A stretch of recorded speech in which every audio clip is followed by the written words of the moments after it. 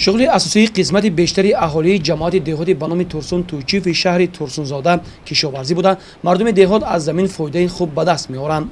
در حدود جماعت نزدیک به 150 خوجگی دهقانی فعالیت دارند که عین حال در همه آنها کشت تیرماهی و شودگارکنی و نرمکنی زمین ها براه مانده شده است.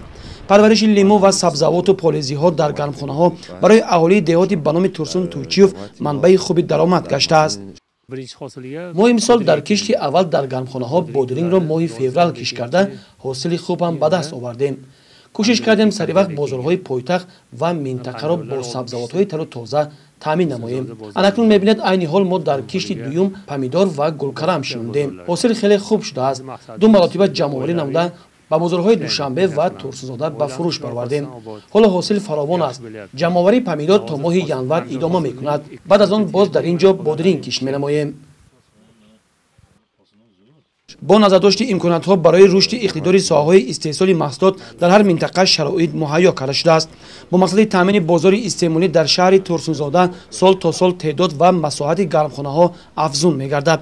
دهقانان همصورت در گرمخانه‌ها لیمو، اپلسین، ماندارین، کرم، لبلبو، پیاز و سبزی، پمیدار و بادرینگ و دیگر سبزوات‌های نیاز مردم در فصل زمستان را کشت کرده همیشه کوشش می‌نمایند مردم کشور را با سبزوات تر و تازه در همه فصل سال تامین نمایند. ماه فевраль با بادرینگ کوردگی بودیم. بسیار همین حاصلش نقص شد.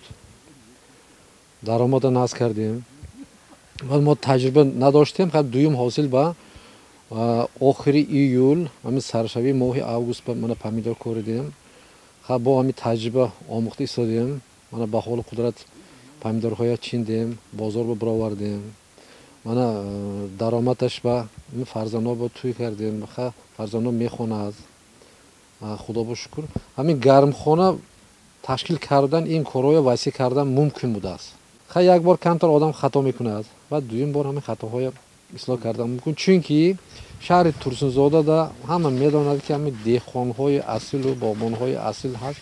باید مکن پیروی کردن ما شاگرد کنیم. مقصد اساسی کشاورزان جماعت دهاتی شهر ترسونزاده این نگاه داشتن و استوار نمودن امنیت عضوخواری کشور است. زیرا امروز باید از زمین‌هایی که آبی و للمی وابسته کرده شده است ثمرناک استفاده بوده استحصال محصولات را افزون نمایند و کوشش میکنند که در همه فصل سال مردم را با سبزوات تر و تازه تامین نمایند.